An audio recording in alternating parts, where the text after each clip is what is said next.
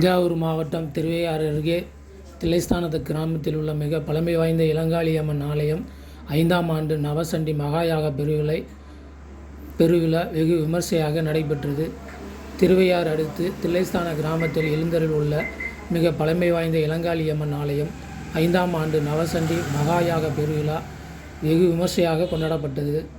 நவசண்டி ஹோமத்தில் நேற்று பரிவார தெய்வங்களான மதுரை வீரன், கருப்புசாமி, மலையாள கருப்பு, விநாயகர், முருகப்பெருமான் போன்ற பரிவார தெய்வங்களுக்கு ஹோமம், பூர்ணாவதி, மூலவருக்கு அபிஷேகம், தீபாராதனை நடைபெற்றது.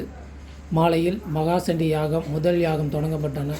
2ஆம் மகாசண்டி யாக ஹோமத்தில் ஸ்ரீ மகாகாளி சண்டிகா அத்தியாயம், ஸ்ரீ மகாலட்சுமி சண்டிகா அத்தியாயம் என 13 அத்தியாயங்கள் நிறைவேற்றப்பட்டதில் பட்டுப்புடவை, மூல மந்திர ஹோமம், பிரம்மச்சாரிய பூஜை, தம்பதி பூஜை, வடுக பூஜை, சுகாசினி பூஜை, கன்னியா பூஜை, திரவிய வஸ்திரா ஹோமம், பட்டு வஸ்திர ஹோமம், கடம் புறப்பட்டு திருக்கோவிலின் பிரகாரங்கள் மேலதள வாத்தியங்கள் முழங்க உலா வந்து மூலமூர்த்திகளுக்கு கட அபிஷேகம், மகா பூர்ணாதி தீபாராதனை நடைபெற்றது. இதில் ஏராளமான பக்தர்கள் கலந்து கொண்டு சண்டி ஹோமத்திற்கான காணிக்கையாக புடவை, பட்டுப்புடவை, தாலி, பழங்கள் வகைகள், வெள்ளி கொலுசு, மூக்குத்தி, வெள்ளி ஊஞ்சல், குடை போன்றவற்றை கொடுத்து இறைவனை அருளை பெற்று சென்றார்கள். ஐயா இறை நாமா சொல்லுவார். இறை நாமா சொல்லும் பொழுது நீங்க எல்லாரும் ஜெய ஜெயான்னு சொல்லணும். சொன்னா அது மகத்தான புண்ணியம். இப்ப யாருக்கோ வெற்றி கோஷம் போடுறோம், ஐயா வாழ்க, அவங்க எல்லாம் கை விட்டுருவாங்க. நம்ம இளங்காரி இன்னும் கைவிட மாட்டாங்க நம்மள. இப்ப என்ன பண்ண எல்லாரும் ஜெய் மகாகாளிகே, ஜெய ஜெய ஜெய மகாமாயே அப்படி சொல்லணும். எப்படி சொல்லணும்? அத மாதிரி சொல்லணும். சொல்லாம எல்லாமே இல்ல கை எடுத்து கும்பிடுங்க, சொல்லுங்க. ஜெய ஜெய ஜெய மகாமாயே, ஜெய ஜெய ஜெய துக்காபஹாரே, ஜெய ஜெய ஜெய வழிபடா பஹாரே, ஜெய ஜெய ஜெய மதுரை ஜெய ஜெய சகலகார் ஜெய பிரதே, ஜெய ஜெய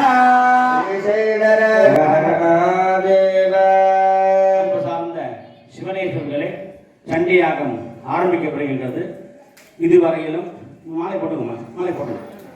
இதுவரையிலும் விநாயகர் பூஜை, புண்ணியாக வாஜனம், பஞ்சகவிய பூஜை, எல்லாமக காளி மகாகாளிக்கு நவாவரண பூஜை மற்றும் அக்னியிலே யாகம் நடைபெற்று இப்பொழுது இந்த 700 மந்திரங்களையும் ஜபம் செய்தோம். நேற்றைய தினம் 700 மந்திரங்களையும் ஜபம் செய்தோம்.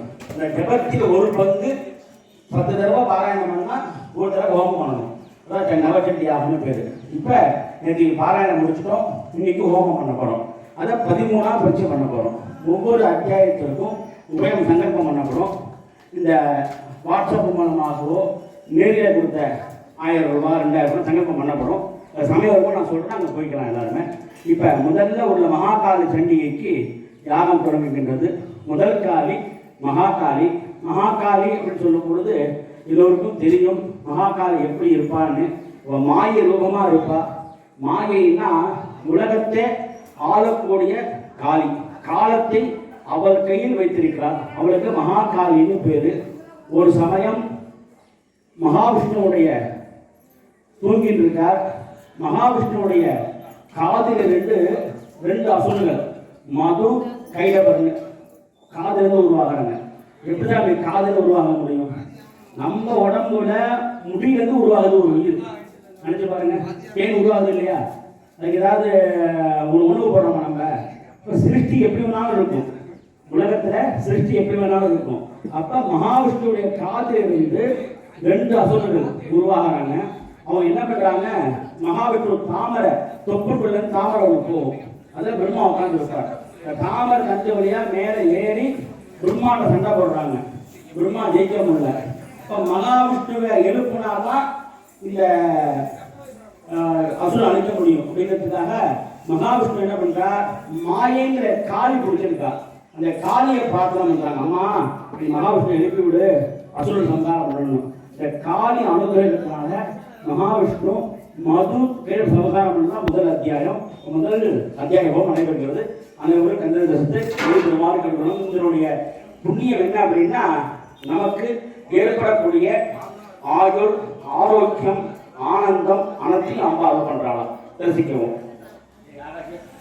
இந்த பாட்டு அங்க அவன் பாத்துமா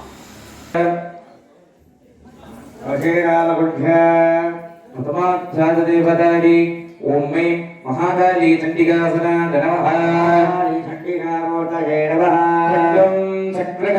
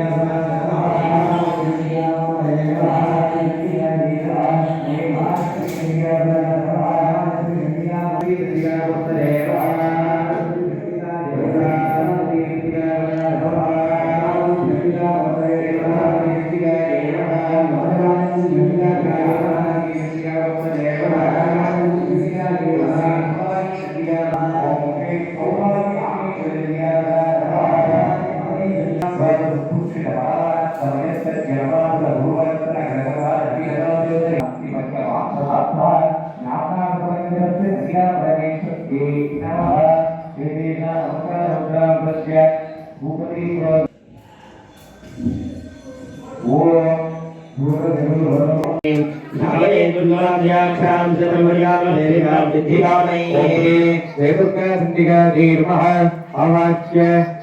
दत्वा आहुतिं कृत्वा ॐ ह्रीं दुर्गा चण्डिका देवीक्षे स्वाहा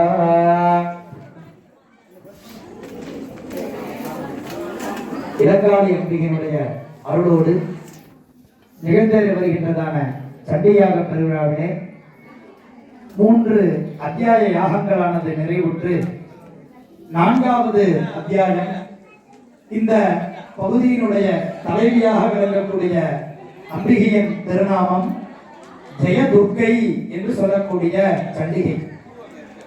இந்த சண்டி ஹோமத்தில் மட்டும் பார்த்தோமேயானால் எந்தெந்த அம்பாள் எல்லாம் வருதோ அந்த அம்பாளுக்கு பின்னாடி சண்டிகை சண்டிகை அப்படின்னு சேர்த்து சொல்லணும்.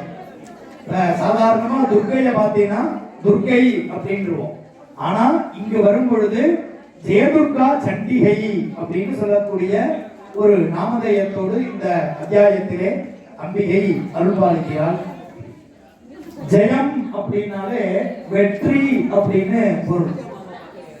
நாம வாழ்க்கையில ஏதோ ஒரு காரியத்தை செய்ய முற்படுறோம் அப்படின்னா அதுல தோல்வி எதிரே பார்க்க மாட்டோம் யாருமே. ஆனா நம்ம எதிர்பார்க்காத மாதிரி சில காரியங்கள்ல நமக்கு தோல்வி அடையும். ஆனா நாம எதிர்பார்க்கிறது என்ன? வெற்றி தான். அப்ப எல்லா காரியங்களிலும் தோல்வி இல்லாமல் எல்லா காரியத்திலும் வெற்றியை தரக்கூடிய அம்பிகையாக இந்த அத்தியாயத்திலே அம்பிகை அருள்பாலிக்கிறாள். அதனாலதான் இந்த அம்பாளுக்கே பெயர் பார்த்தோமேயானால் ஜெயதுர்க்கை அப்படின்னு சொல்லக்கூடிய அம்பிகை. துர்க்கையில பார்த்தேன்னா நிறைய விதமான துர்க்கைகள் உண்டு. சாபரி துர்க்கை, ஆசினி துர்க்கை, லவண துர்க்கை, அக்னி துர்க்கை அப்படின்னு நிறைய துர்க்கை உண்டு. அதுல இந்த அத்தியாயத்திலே ஜெயதுர்க்கை என்று சொல்லக்கூடிய அம்பிகை. துர்கா அப்படிங்கிற ஒரு சொல்லுக்கு பார்த்தேன்னா 2 விதமா அர்த்தங்கள் சொல்லுவாங்க. நமது துக்கத்தை எல்லாம் களைந்து நமக்கு நன்மையை தருபவள், அதனால துர்க்கை அப்படிம்பாங்க.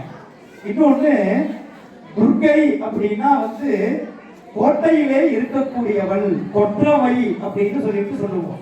அப்ப பட்டீஸ்வரம் பக்கத்துல பார்த்தேன்னா சோழன் மாளிகை அப்படின்னு சொல்லக்கூடிய ஒரு கிராமம் ஒன்று உண்டு. அந்த சோழன் மாளிகையில உள்ள துர்க்கை அம்பிகை, அங்க இருக்கக்கூடிய விநாயகர் எல்லாம் தான் நீங்க பட்டீஸ்வரத்துல பாத்தீங்கன்னா 3வது பிராகாரத்திலே இருக்கக்கூடிய அம்பிகை அங்கு சோழர்களால் வழிபட்டு அங்கு பூஜிக்கப்பட்ட அம்பிகை தான் பிற்காலங்களிலே இங்கு சிவாலயத்திலே வைத்து வழிபடுகின்றதாக சொல்வார்கள். அப்ப கொற்றவை அப்படின்னு சொல்லக்கூடிய அந்த துர்க்கை, இப்ப துர்க்கையை இன்னும் எவ்வளவு எளிமையா புரிஞ்சுக்கலாம் அப்படின்னா, நமக்கு ஏற்படக்கூடிய துக்கத்திலிருந்து அரண் போல நம்மை காக்கக்கூடியவள், அதனாலதான் அவளுக்கு பெயர் துர்க்கை அப்படின்னு இன்னொரு பொருள் சொல்லுவாங்க. அப்ப இந்த அத்தியாயத்திலே ஜெயதுர்க்கை என்று சொல்லக்கூடிய வெற்றியை தரக்கூடிய ஒரு அம்பிகையாக அருள்பாலிக்கிறாள். இந்த அத்தியாயத்திலே பேசக்கூடிய கதை பார்த்தோமையானால் சக்கராதி ஸ்துதி அப்படின்னு சொல்லக்கூடிய, சக்கரன் அப்படின்னாலே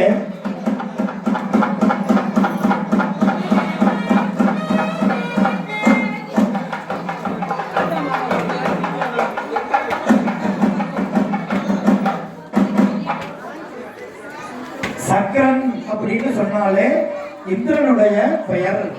இந்திரனுக்கு நிறைய பெயர்கள் உண்டு. இந்திரன், மருது, மகவன், விடௌஜன், பாகசாசனன், விருத்தஸ்ரவன், புராஹுதன், புரந்தரன் என்று சொல்லக்கூடியதான நிறைய பெயர்கள் இந்திரனுக்கு உண்டு.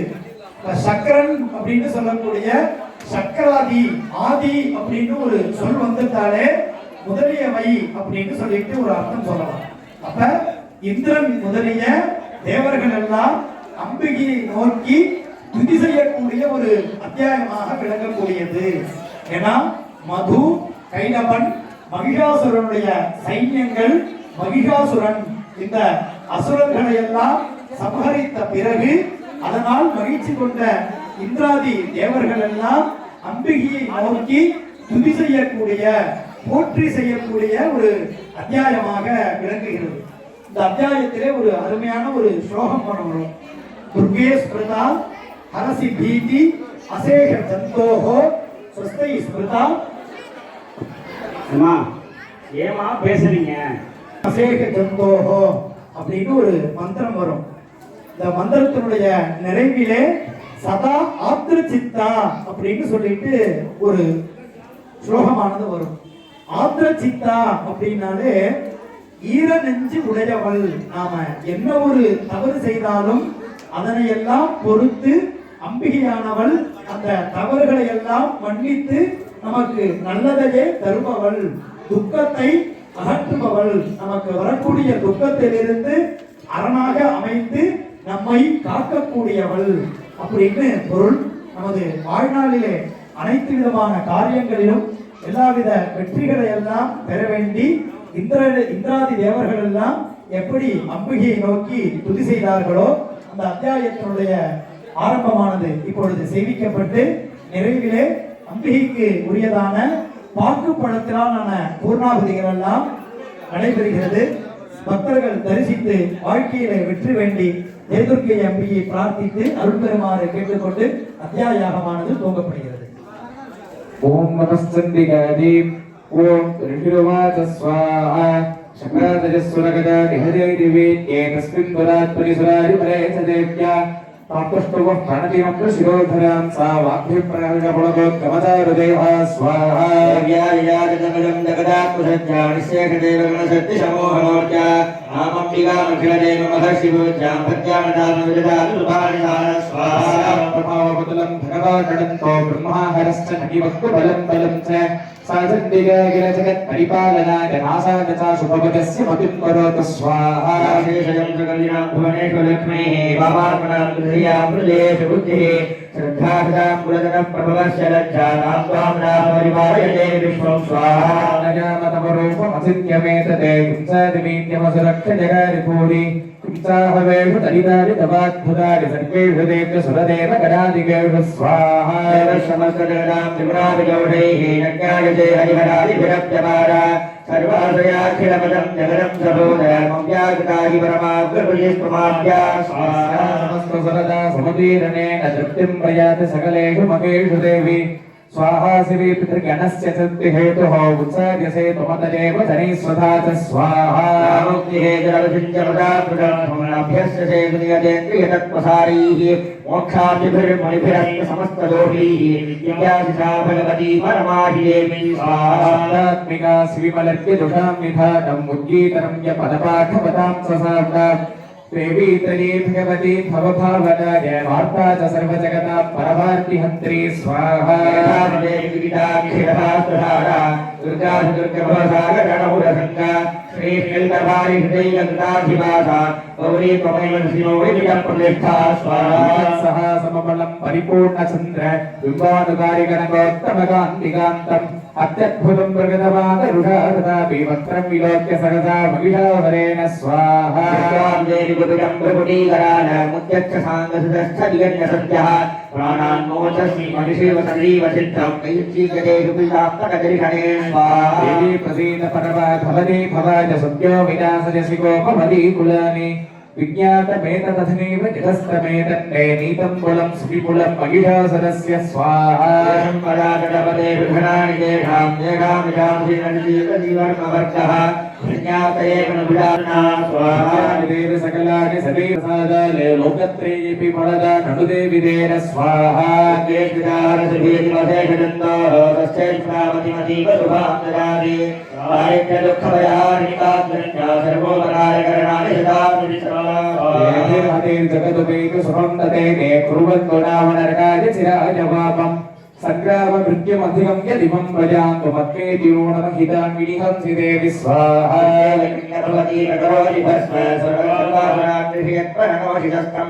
लोकान् प्रयान्ति विपवोऽपि हितस्थभूता इत्थं मतिर्भवति केशविदेशसाध्वी स्वाहा खड्गप्रभानिकरविस्फुरणैस्तथोग्रैः शूलाग्रगादिनिवहेन दुषोऽसुराणाम् यन्नागता विलयमं सुमदिन्दुखण्डयोग्याननं तव विलोक्य यदां तदेतत् स्वाहा विवृत्तवृत्तसमनं तवले ऋषीरं ध्रुवं ऋषीरं सिद्ध्यमतुल्यमन्यैः वीर्यकरं शिखरदेव पराक्रमाणां वैरीश्वरी प्रकटितैव दयान्येच्छं स्वाहा यदो ममा भवतु तेस्य पराक्रमस्य रूपं च शत्रुः कातं दया समरमूढये विहत्वा नीतादिवं प्रभुगणा भयमप्यपाश्चयमस्माकं मदसुरारि भवप्लवाति यज्ञेन चाम्बिके घटासनेन पाहि सापत्यानि स्वरेण च ॐ श्रीमर्पणमस्तु நிறைவிலே ஜெயதுர்க்கை சண்டிகைக்கு உரியதான வாக்குப்படுத்தலான பூர்ணாகுதிகள் நடைபெறுகிறது.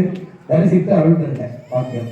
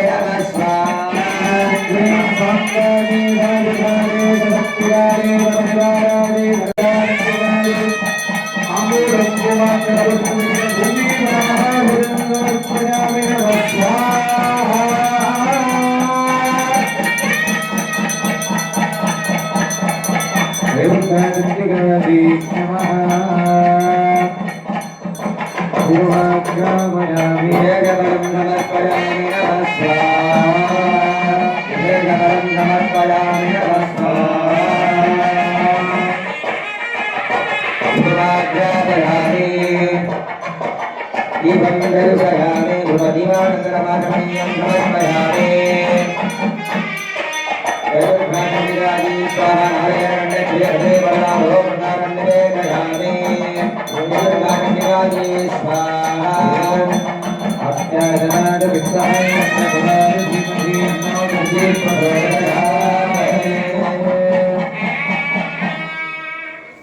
अनेन दिव्यमङ्गलभोगेन भगवते चत्वारित्मन्त्रात्मिका तुरीयाध्याय देवता भुवनपरिपालननित्यदाकारूपा रोगशोकान्नवतरणनौका भक्तजनपुण्यभाग्यपरिपाका कीनात्तत्राणवराभेदिभुजपदा ஜெயா என்று சொல்லி அருள் பெறுக.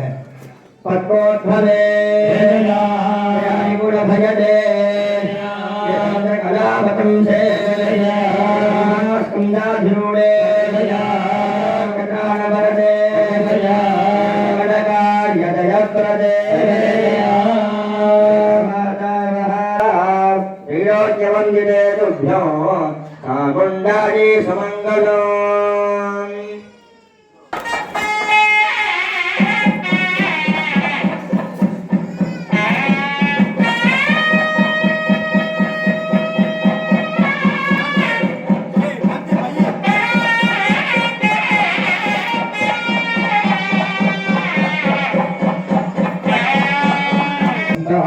महासरस्वती देवता भीमा शक्तिः भ्रामरी वेदं सूर्यस्तत्त्वं सामवेदस्वरूपं श्री महासरस्वती प्रीत्यर्थे उत्तरचरित्र होमे सोलहलाय शङ्खपसले चक्रं धनुस्साय काम्बरे वडवदे शुभाधिकार्ये महासरस्वती चण्डिकायै नमः आवाहनादिकं विधाय अर्घ्यं दत्त्वा आहुतिं भूत्वा ॐ क्लीं महासरस्वती चण्डिकायै विच्छे स्वाहा 4 அத்தியாயங்கள் நிறைவுற்று 5வது இந்த அத்தியாயத்தினுடைய பகுதியினுடைய தலைவியாக விளங்கக்கூடிய அம்பிகையின் திருநாமம் மகா சரஸ்வதி என்று சொல்லக்கூடிய சண்டிகை. சரஸ்வதி அப்படின்னாலே நமக்கு தெரியும், கலைகளுக்கெல்லாம் அதிபதியாக இருக்கக்கூடிய அம்பிகை. சரஸ் என்று சொன்னால் தங்கு தடையின்றி ஓடி வரக்கூடிய நதி பிரவாகத்திற்கு பெயர் சரஸ் என்று சொல்வார்கள். அப்ப மகாசரஸ்வதிய நாமெல்லாம் வழிபடும் மாத்திரத்திலேயே நமக்கு தங்குதடை இல்லாத ஒரு நல்ல ஒரு கலையையும் ஞானத்தையும் அருளக்கூடிய அம்பிகை தான் இந்த மகா சரஸ்வதி என்று சொல்லக்கூடிய அம்பிகை. இந்த அத்தியாயத்திலே பேசக்கூடிய கதை என்ன அப்படின்னு பார்த்தோமேயானால் தூத சம்பாதம் என்று சொல்லக்கூடிய ஒரு கதை. தூதர்கள் அப்படின்னாலே ஒரு ராஜா இருக்கார் அப்படின்னா அந்த ராஜாவிலிருந்து ஒரு செய்தியை கொண்டு போய் இன்னொரு இடத்துல சேர்க்கிறவர்களுக்கு பெயர் தூதர்கள் அப்படின்னு சொல்லிட்டு பெயர். அப்ப சம்வாதம் அப்படின்னா உரையாடல் என்று சொல்லலாம். உரையாடலுக்கு பெயர் சம்வாதம். வாதம் பண்ணாத அப்படின்னா, வாதம் அப்படின்னா பேசுறது, சம்வாதம் அப்படின்னா அந்த சம் அப்படிங்கிற ஒரு சொல் வந்தாலே நல்லது. அப்ப அந்த உரையாடலுக்கு பெயர் சம்வாதம். இந்த தூதர்கள் யார்கிட்ட போய் உரையாடினாங்க அப்படின்னா அம்பாள்கிட்ட போய் உரையாடுறாங்க. அது என்ன அப்படின்னா இந்த வரக்கூடிய அத்தியாயங்கள்ல பாத்தீங்கன்னா 9வது அத்தியாயத்திலும் 10வது அத்தியாயத்திலும் சும்பன் நிசும்பன் அப்படின்னு சொல்லக்கூடிய 2 அசுரனை அம்பாள் சம்ஹாரம் பண்றாங்க. அப்ப அதனுடைய தொடர்ச்சியாக இருக்கக்கூடிய இந்த கதைகள் சம்ஹாரங்கள் தான் இந்த 5ல இருந்து ஆரம்பிச்சு 10 வரைக்கும் இருக்கக்கூடிய அத்தியாயங்கள் எல்லாமே. அப்ப இந்த சும்பனி சும்பனோட அந்த கோட்டையில அரண்மனையில பார்த்தோமேயானால் என்னென்னலாம் இருந்தது அப்படின்னா திரைலோக்கிய வருடத்தானி சாம்பதம் பாந்தினேகே, ஒரு இந்திரலோகத்துல என்னென்ன இருக்குமோ எல்லாமே அவன்கிட்ட இருந்துதான். ஐராவத சமானீதோ கடரத்னம் புரந்தர, இந்திரன் உபயோகிக்கக்கூடிய ஐராவதம் அப்படின்னு சொல்லக்கூடிய யானை அவன்கிட்ட இருந்துதான். அப்புறம் பாரிஜாதம் அப்படின்னு சொல்லக்கூடிய கற்பக விருட்சமும் அவன்கிட்ட தான் இருந்துதான். எல்லாத்தையுமே அபகரிச்சு கொண்டு போய் இந்த சும்பனி சும்பன் தன்னுடைய இடத்துல வச்சுட்டாங்க. கிஞ்சில்கினி அப்படின்னு சொல்லக்கூடிய ஒரு தாமரை பூவா, அந்த தாமரை பூ வாடவே வாடாதான், அதுவும் சொர்க்கத்துல இருக்கிறதா, அதுவும் அவனுடைய அரண்மனையில இருந்திருக்கு. இன்னொன்னு சக்திரீஷத் பெயாருதா, இந்த அட்டதி பாலர்கள் சொல்லக்கூடிய எல்லார்ட்டையும் என்னென்ன ஒவ்வொரு என்னென்ன கையில் ஆயுதங்கள் வச்சிருந்தாங்களோ எல்லாமே. அதுல அக்னி பகவான் போட்டு இருக்கக்கூடிய ஒரு சட்டையா, அந்த சட்டை பார்த்தேன்னா அக்னியில இட்டா கூட அது சுடவே சுடாதான். அப்பேற்பட்ட சட்டையும் அவன் அபகரிச்சு வச்சிருந்தான். அது போல ஹம்சயுக்தம்னு சொல்லக்கூடிய அந்த பறக்கக்கூடியதான ஒரு வாகனத்தை கொண்டு போய் அபகரிச்சு வச்சிருந்தான். தூதர்கள்லாம் என்ன சொல்றாங்க, ஒருத்தர் நல்லா தான் இருப்பாரு, ஆனா அந்த சுத்தி உள்ளவர் ஒருத்தரை ஏதாவது ஒண்ணு சொல்லிட்டாங்கன்னா வச்சுக்கோங்களேன், அவருக்கும் ஒரு தலையில செருக்கு வந்துடும். இவ்வளவுலாம் இந்திரலோகத்துல இருக்கிறாப்புல எல்லாமே நம்மள்கிட்ட இருக்கு. அது போல இந்த இமயமலையில மிகவும் அழகு வாய்ந்த சக்தி பொருந்திய ஒரு அம்பாள் ஒருத்தங்க இருக்காங்க. அவங்க இந்த பீடத்துல உங்களுக்கு மனைவியா அமைஞ்சிட்டா ரொம்ப நல்லா இருக்கும். எப்படி ஒரு கிரீடத்திற்கு ஒரு மகுடத்திற்கு ஒரு வைரம் வைக்கிறாப்புல அது நல்லா இருக்கும் அப்படின்னு சொன்னோன்னே அந்த சும்பனி சும்பன் அவங்க சொல்றதெல்லாம் கேட்டுட்டு என்ன பண்ணாலாம், உடனே நீங்க போய் அம்பாள்கிட்ட போய் பேசிட்டு வாங்க, என்ன கல்யாணம் பண்ணிக்கணும் அப்படின்னு சொல்லிட்டு நீ போய் பேசிட்டு வா அப்படின்னு சொல்லிட்டு இந்த சும்பனி சும்பன் தூதர்களை அம்பாள்கிட்ட அனுப்புறாங்க. அம்பாள்கிட்ட போய் இவ்வளவுதான் எங்க இது இருக்கு, நீ இந்த சும்பனி சும்பனை கல்யாணம் பண்ணிட்டு பட்டத்து ராணியாக நீ இருக்கணும் அப்படின்னு சொன்னா அம்பாள் ஒரு வார்த்தை சொல்றாங்களாம். யோமே பிரதிபலோ லோகே சமே பர்த்தா பவிஷ்யதி, நான் ஒரு பிரதிஜை பண்ணிக்கிட்டேன், எனக்கு நான் ஒரு சங்கல்பம் பண்ணிட்டேன், என்ன இந்த மூலோகத்துல யாரு ஒருத்தர் போர்ல ஜெயிக்கிறாங்களோ சமே பர்த்தா பவிஷ்யதி, பர்த்தா அப்படின்னா கணவன், அவனைதான் நான் கணவனா அடையணும்னு நான் சங்கல்பம் பண்ணிட்டேன். அதனால உங்க சுப்பனி சுப்பனாக இருக்கக்கூடிய உங்க ராஜாவை நான் இது பண்ண முடியாது, என்ன போர்ல ஜெயிக்க சொல்லு, அப்புறம் வேணா நான் கல்யாணம் பண்ணிக்கிறேன் அப்படின்னு சொல்லிட்டு அம்பாளும் இந்த தூதர்களும் உரையாடக்கூடிய ஒரு அத்தியாயமாக விளங்கக்கூடியது இந்த அத்தியாயம். மேலும் இந்த அத்தியாயத்துல ஒரு சிறப்பு என்ன அப்படின்னா ஒரு 23 ஸ்லோகம் வரும்.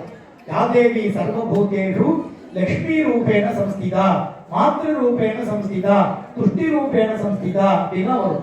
லக்ஷ்மி அப்படின்னாலே செல்வத்தின் வடிவமாக இருக்கக்கூடிய உன்னை நமஸ்கரிக்கிறேன். யாதேவி சர்வபூதேஷு கிருதா ரூபேண சம்ஸ்திதா, கிருதா அப்படின்னாலே பசி அப்படின்னு அர்த்தம், பசியின் உருவமாக இருக்கக்கூடிய உன்னை நமஸ்கரிக்கிறேன். ஆதேவி சர்வபூதேஷு நித்ரா ரூபேண சம்ஸ்திதா, தூக்கத்தின் வடிவமாக இருக்கக்கூடிய உன்னை நமஸ்கரிக்கிறேன். ஆதேவி சர்வபூதேஷு பிராந்தி ரூபேண சம்ஸ்திதா, மயக்கத்தின் ரூபமாக இருக்கக்கூடிய உன்னை நமஸ்கரிக்கிறேன். காதேவி சர்வபூதேஷு லஜ்ஜாரூபேண சந்திதா, வெட்கத்தின் வடிவமாக இருக்கக்கூடிய உன்னை நமஸ்கரிக்கிறேன். இது போல இந்த உலகத்திலே என்னென்ன பொருட்கள்லாம் உண்டோ அதுபோல் எல்லா வடிவமாகவே அம்பாள் தான் இருக்கிறதாக ஒரு 23 ஸ்லோகங்கள் வரும். விஷ்ணுவாஜாதி தயோவிம்சதி சக்தி அப்படின்னு சொல்லுவாங்க. இந்த 23 வடிவமாக இருக்கக்கூடிய அம்பாளை நமஸ்கரிக்கிறேன் அப்படின்னு சொல்லக்கூடிய தேவர்கள் எல்லாம் அம்பிகையை நோக்கி அந்த துதியினுடைய ஒரு அத்தியாயமாகவும் அந்த தூதர்களும் அந்த அம்பாளும் உரையாடக்கூடிய ஒரு அத்தியாயமாகவும் விளங்கக்கூடிய அத்தியாயம் இந்த 5வது அத்தியாயம். இந்த அத்தியாயத்திற்கு சரஸ்வதி மகா சரஸ்வதி அதிதேவதையாக விளங்கி நமக்கெல்லாம் அருள்பாலிக்க இருக்கிறார். அத்தியாயத்தின் நிறைவிலே அம்பிகைக்கு உரியதான தாடிவி பழம்னு சொல்லக்கூடிய மாதுளம் பழத்திலான மங்கள மகாபூர்ணர்களோடு கூட அம்பிகையை நாமெல்லாம் வழிபட உள்ளோம். நல்ல கலைகளும் கல்வியும் சேர்ந்து நம்ம குழந்தைகளுக்கெல்லாம் கிடைக்கணும் என்பதாக பிரார்த்தனையை முன்வைத்து 5ஆம் அத்தியாயத்திற்கு உரியதான யாகங்கள் மந்திரங்களானது துவங்கப்படுகிறது. தரிசித்து அருள் பெறுக. ஓம் நமஸ்தண்டிகாஜி ஓம் க்ளீம் ரிஷிகவாச ஸ்வாஹா புராசம்பரசம்பாभ्यामुसराभ्यां सजीवदेः त्रैलोक्यं जिज्ञभागास्त्रकृतान् मदफलाश्रयात् स्वाहा असूर्यदामदर्दधिकारं छेन्दवं भूतेर्मथयां नञ्ज चक्रदेवर्णस्य च स्वाहा आदेवपवनन्धिं च चक्रधुर्वह्निकर्मज भगो देवा विद्भूता भट्टराज पराजिना स्वाहा अधिकारासुरशास्त्राभ्यां सर्वे निराजनाः महासुराभ्यां तां देवी संस्कृत्य पराजितां स्वाहा अस्माकं वरोदत्तो यथा वस्वस्विताखिलाः भवदानाशयिष्यामि तक्षणात् परमापद स्वाहा हिमन्तं नगेश्वरं जगमुत्सत्ततो देवी विष्णुमायां दृष्टव स्वाहा भूचु स्वाहा देवी महादेवी शिवाजी सदं नमः नमः प्रकृति भर्यायै नीलाभ्रणास्तां स्वाहा देवोदित्यादि गोप्ये धात्रे नमो नमः सुलोत्रादे चेन्द्ररूपिण्ये सुखादि सततं नमः स्वाहा े सिद्धि कुर्वो नमो चेतनेत्यभिधीयते नमस्तस्यै स्वाहा नमस्तस्यै स्वाहा नमस्तस्यै नमो नमः स्वाहा सर्वभूतेषु बुद्धिरूपेण संस्थिता नमस्तस्यै स्वाहा नमस्तस्यै स्वाहा नमस्तस्यै नमो नमः स्वाहा।